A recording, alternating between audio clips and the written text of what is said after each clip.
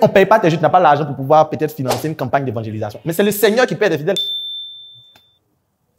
Donc, ne restez pas aller à l'église, vous priez Amen, oui, et puis vous sortez, Seigneur, donne-moi un client. Tous ceux qui sont dans l'église, ils boivent quoi? Tu cherches les clients où? Toute l'église qui est là, près de 200 fidèles, c'est 200 prospects. Donc, ne pensez pas qu'il y a des endroits où on vend. Il y a d'autres qui sont vendeurs un temps.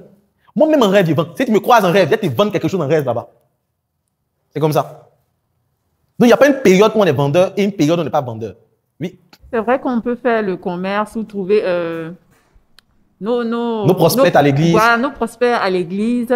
Moi, du côté de ma religion, ce n'est pas interdit qu'on puisse parler de son produit, mais il faudrait qu'il soit en dehors du cadre religieux, du site religieux. C'est que vous avez leur contact et peut-être c'est après le culte, vous pourrez les contacter et leur parler de ce produit. Ok, donc la base de données. La base de données, au fait, de l'église. Il faudrait qu'on fournisse la base de données de l'église.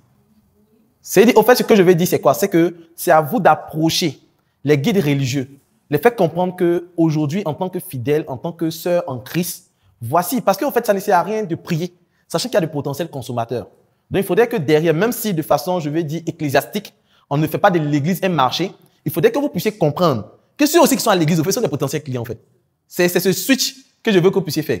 Ne pas voir les sœurs en Christ comme des personnes qui sont là juste pour qu'on communie dans la prière, mais que ce sont de potentielles personnes et qu'il faut trouver les stratégies, les voies et moyens pour que ces personnes achètent, quitte à pouvoir faire en sorte que le guide religieux puisse nous aider dans ce sens. Oui. Je peux dire, on peut utiliser aussi. Vous pouvez.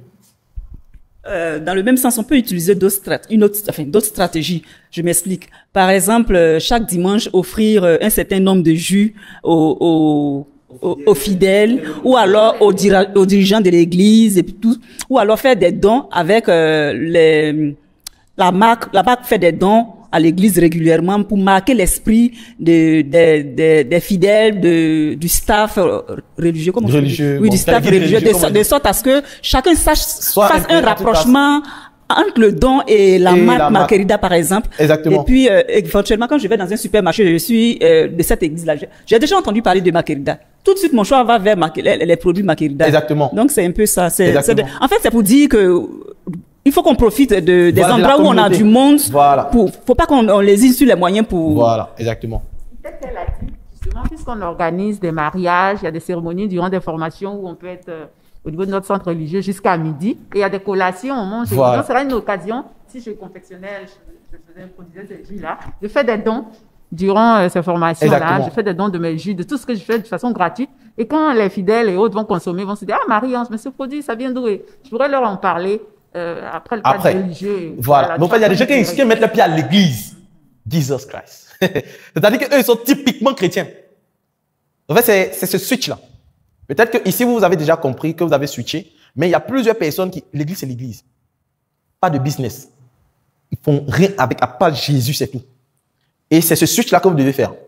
La manière, il peut y avoir plusieurs techniques d'approche, mais vous dites que si vous êtes à l'église, ne pensez pas que c'est là seulement pour qu'on prie. Non. Il y a la possibilité de pouvoir faire également de l'argent, mais sainement, en respectant les codes et l'éthique de votre religion, de votre croyance.